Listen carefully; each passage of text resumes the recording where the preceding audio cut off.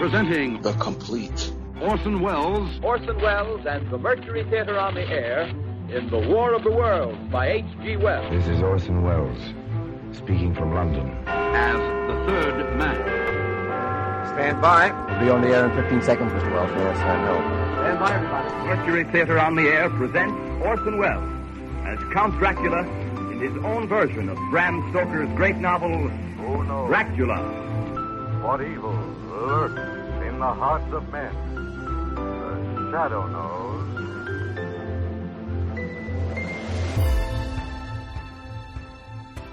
Hello world, welcome to The Complete Orson Welles, brought to you by Dwayne Old Time Radio. This podcast will feature various classic radio programs ranging mostly from 1936 to 1952 that Orson either produced and directed, was featured on, or starred as a guest. If you enjoy my podcast, you can subscribe to receive notifications of new posts. Subscribing is free and only takes a moment. New episodes are posted weekly. If inclined, please leave a rating and or review on your preferred podcast service. Thank you for your support. Hope you enjoyed the genius of Mr. Welles. This week we have the Orson Welles Show, otherwise known as Lady Esther, with their 9th episode. Last week we listened to The Happy Prince. It is titled St. Luke, ch.2. Then we have The Happy Prince. And then we have Christmas Poetry. I see. It's 3 segments in one. Anyway, this one aired December 22nd, 1941. And it came to pass in those days that there went out a decree from Caesar Augustus that all the world should be taxed. And all went to be taxed, every one into his own city. And Joseph also went up from Galilee, out of the city of Nazareth into Judea, unto the city of David, which is called Bethlehem, to be taxed with Mary, his espoused wife, being great with child. And so it was that while they were there, the days were accomplished that she should be delivered. And she brought forth her firstborn son, and wrapped him in swaddling clothes, and laid him in a manger, because there was no room for them in the inn. And there were in the same country shepherds abiding in the field, keeping watch over their flock by night. And lo, the angel of the Lord came upon them, and the glory of the Lord shone round about them, and they were sore afraid. And the angel said unto them, Fear not, for behold, I bring you good tidings of great joy, which shall be to all people. For unto you is born this day in the city of David a Savior, which is Christ the Lord. And this shall be a sign unto you. Ye shall find the babe wrapped in swaddling clothes, lying in a manger. And suddenly there was with the angel a multitude of the heavenly host, praising God and saying, Glory to God in the highest, and on earth peace, goodwill toward men.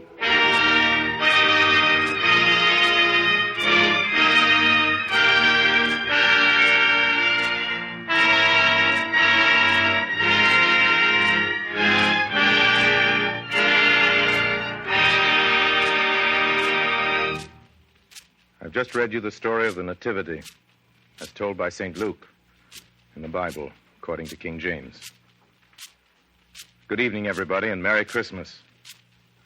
This is Orson Welles bringing you another radio show for Lady Esther, a Christmas show. God rest ye merry gentlemen, let nothing you dismay. Remember Christ our Savior was born on Christmas Day. Christmas is the time for warm spirits and high feelings. It's the season to hang a holly wreath on your door and set up a fir tree near your hearth. It's the season when everyone's heart beats a little faster, including the postman's. And at this time of year, for 10 cents worth of mistletoe, you can kiss anybody you want to. The only time of the year a lot of people ever sing a song. Good King Wenceslas looked down on the feast of Stephen when the snow lay round their bows. Above all, it's the time for good things. For plum puddings and Santa Claus and Dunder and Blitzen and Tom and Jerry. Here in America, our way of celebrating Christmas, like our very population, comes to us from many lands. From the old Scandinavian Druids, we've taken the mistletoe and the happiness it stands for. From the French, we've learned to sing a glad Noel. From England, we've adopted holly and the Yule log. From the old legends of Middle Europe, we've taken the Christmas tree, and the first chimneys Santa Claus ever climbed down were in Holland. We've made certain changes. American children know, for instance, that wooden shoes won't stretch while stockings will. But the changes aren't the important thing. What doesn't change is what's important about Christmas. And on this Christmas 1941, that's a good thing to remember. God rest you merry, ladies and gentlemen. Let nothing you dismay. We send you with this program the warmest greetings of Christmastide. Goodwill toward all men of goodwill throughout the world.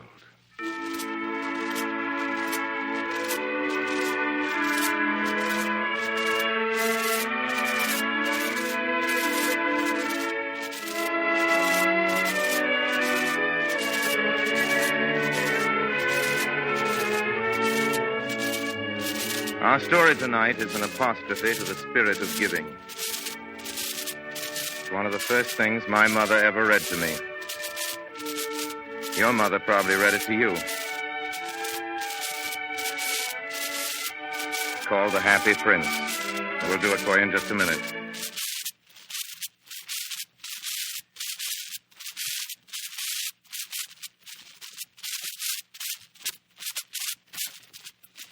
All right. Now, here's the story of the Happy Prince.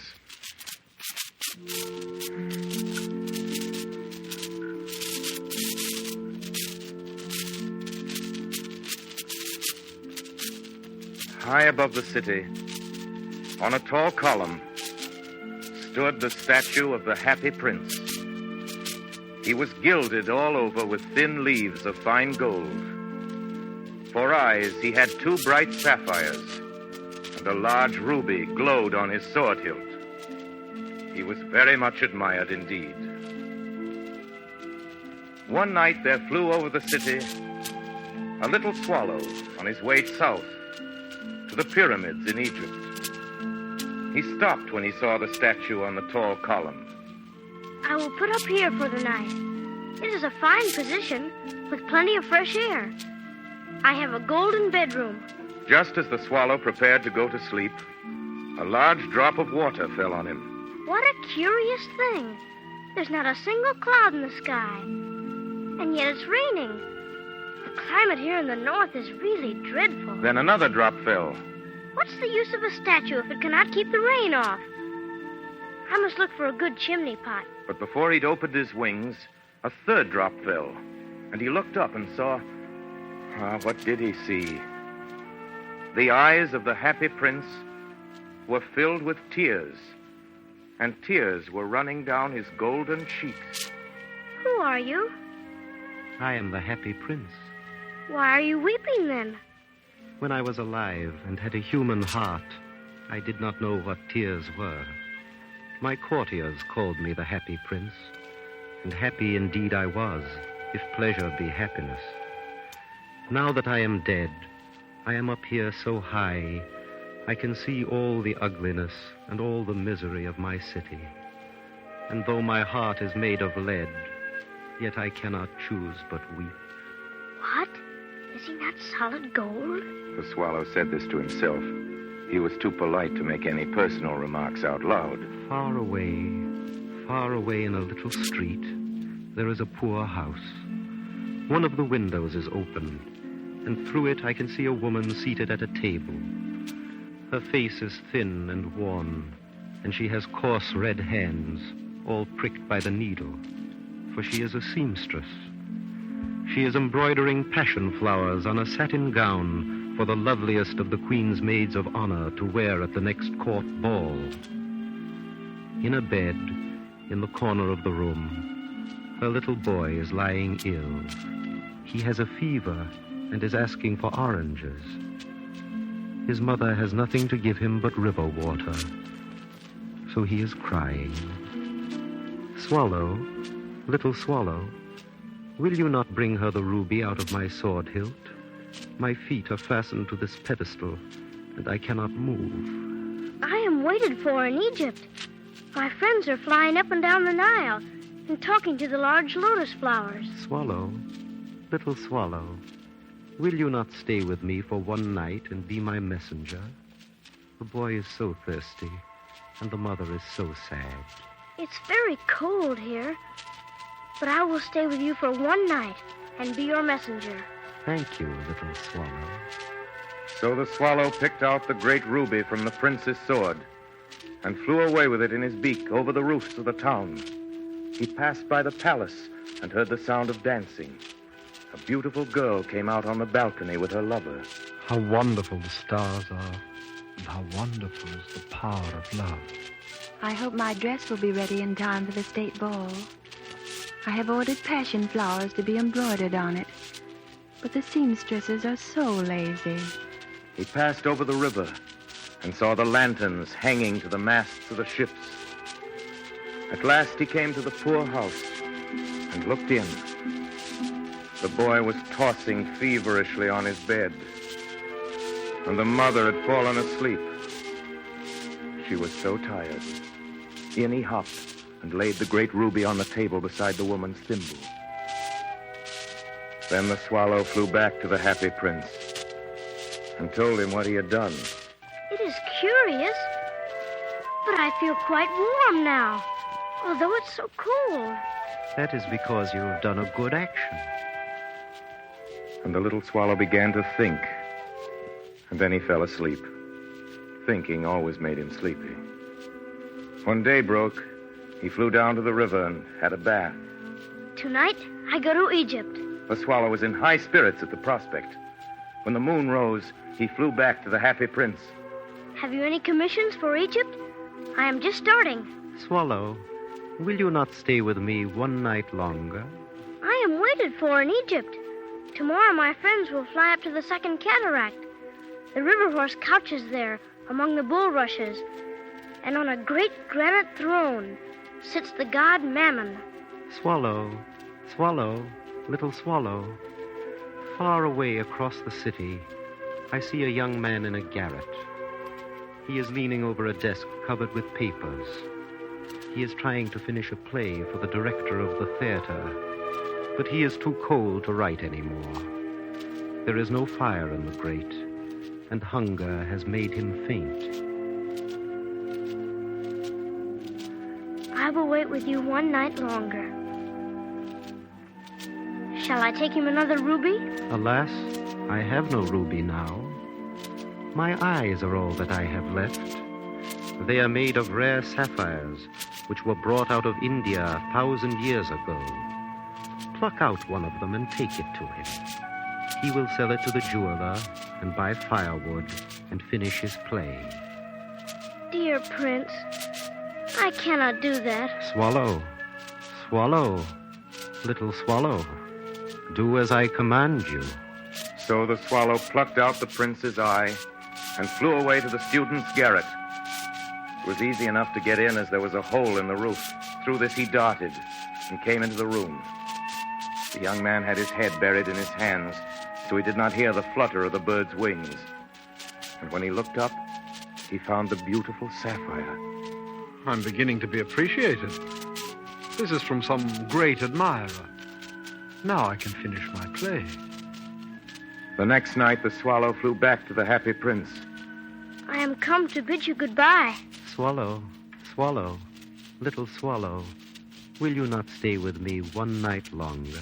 It is winter, and the chill snow will soon be here.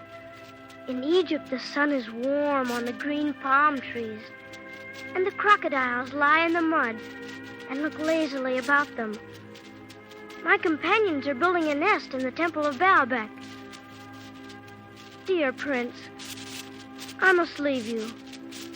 But next spring I will bring you back 2 beautiful jewels in place of those you have given away.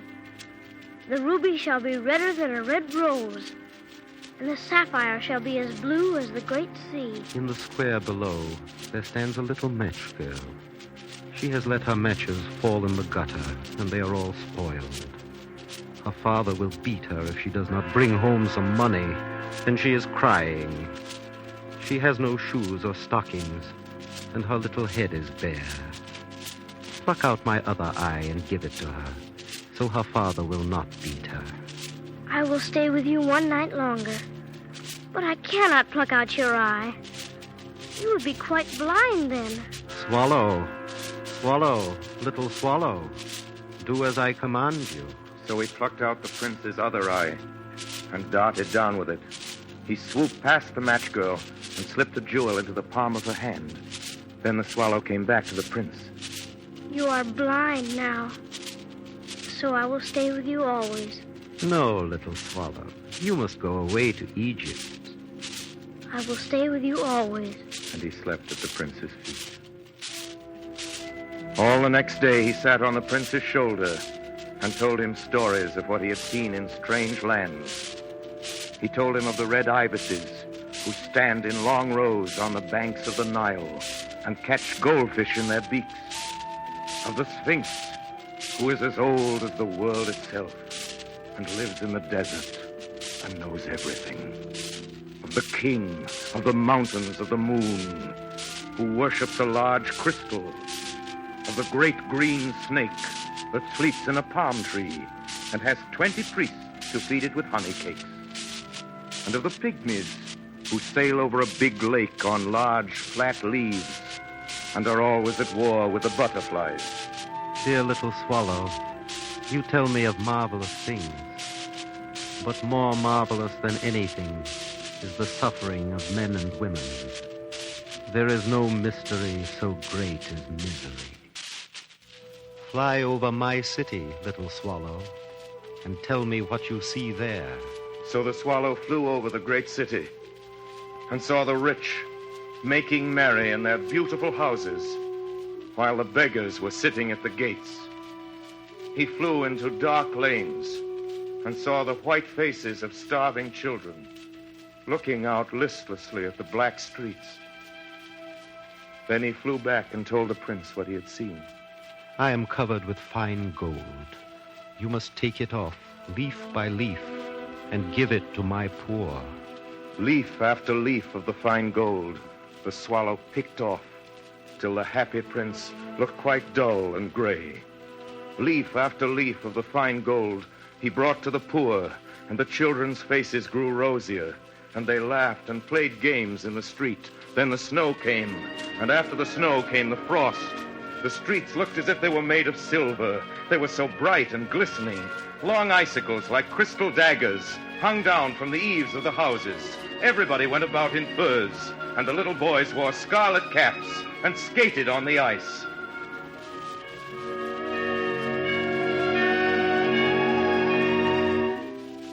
The poor little swallow grew colder and colder. He would not leave the prince. He loved him too well.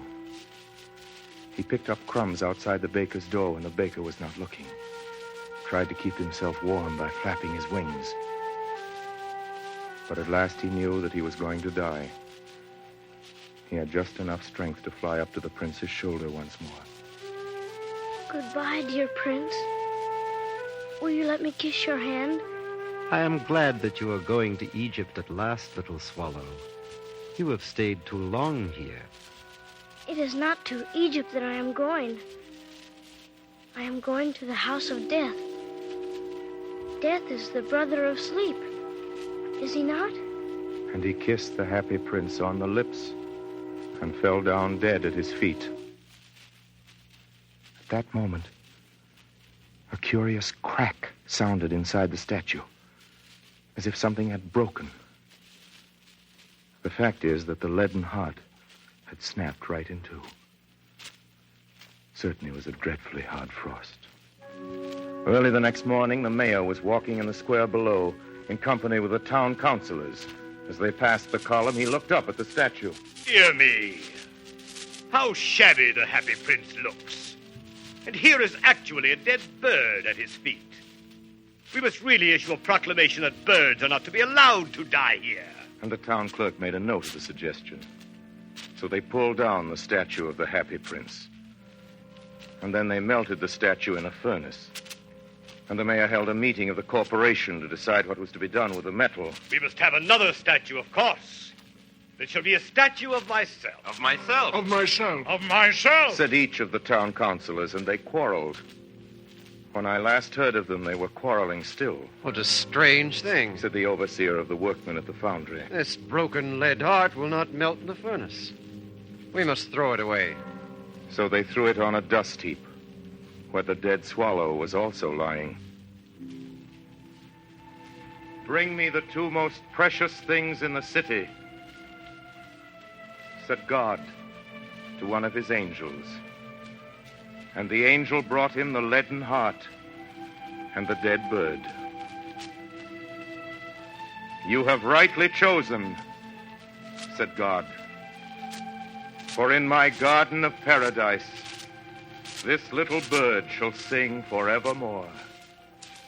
And in my city of gold, the Happy Prince shall praise me.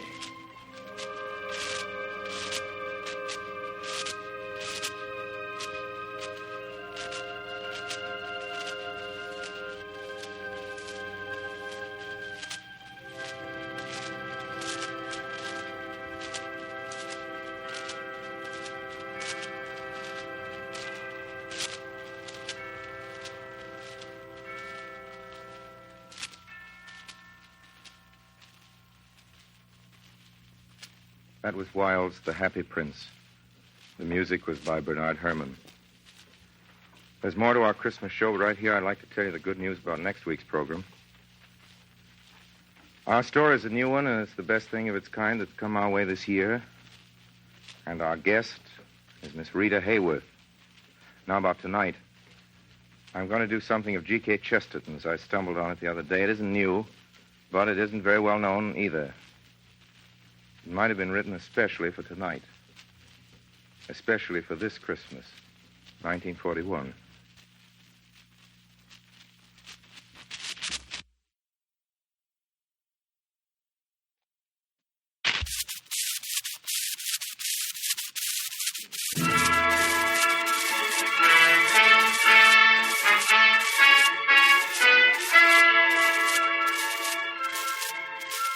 Our whole program tonight is intended to be a sort of radio Christmas card from Lady Esther and from all of us in the Mercury to you. From Bernard Herrmann, who composes all our music and conducts it. From Harry Esmond, who makes the sound effects. From our engineer, Gary Harris. From Claire Olmsted and Jack Moss. From lots of people whose names we never mention on the radio, but without whom we wouldn't have a show. And also from those we do mention. From Ray Collins. Merry Christmas! From Agnes Moorehead. Merry Christmas! From Joseph Cotton. Merry Christmas! From Edgar Berrier, Erskine Sanford, Gus Schilling, and Tim Holt. Merry Christmas!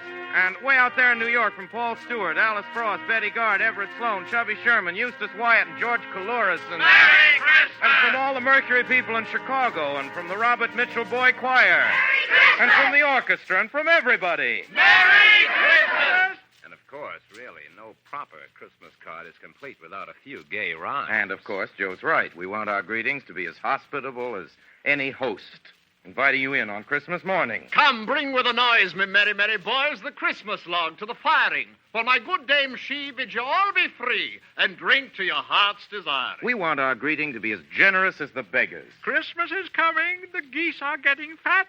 Please to put a penny in the old man's hat. If you haven't got a penny, a halfpenny will do. If you haven't got a halfpenny, God bless you. We want our greeting to be as logical as the farmers. At Christmas, play and make good cheer. For Christmas comes but once a year. You know, those rhymes are really honest-to-goodness old English and American poesy. And now, because we want our greeting to be timely and very beautiful, too, here's the Chesterton poem I promised you.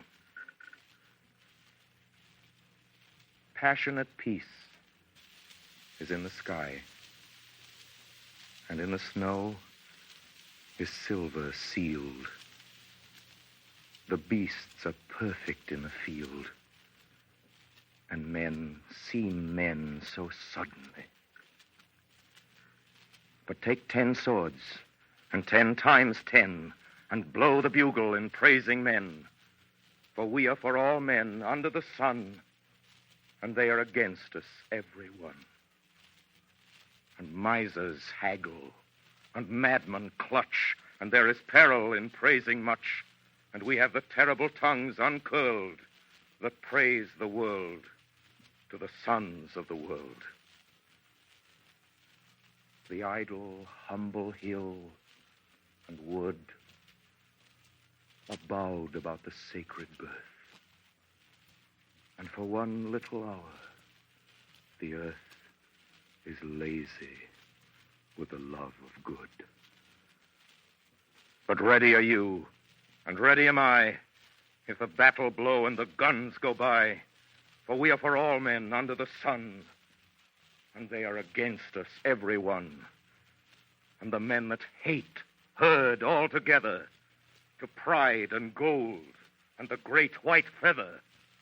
And the thing is graven in star and stone, that the men who love are all alone. Hunger is hard, and time is tough. But bless the beggars and kiss the kings, for hope has broken the heart of things, and nothing was ever praised enough. But hold the shield for a sudden swing, and point the sword when you praise a thing, for we are for all men under the sun, and they are against us, every one, and meme and merchant, thane and thrall, hate us because we love them all. Only till Christmas tide go by. Passionate peace is in the sky.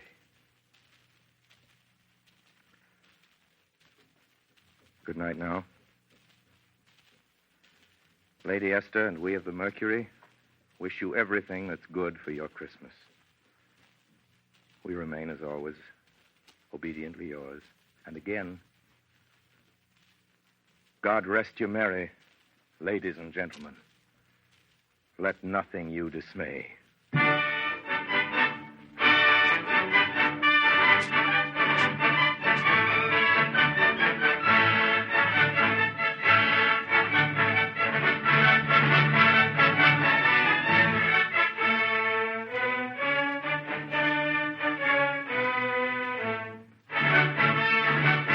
This is the Columbia Broadcasting System.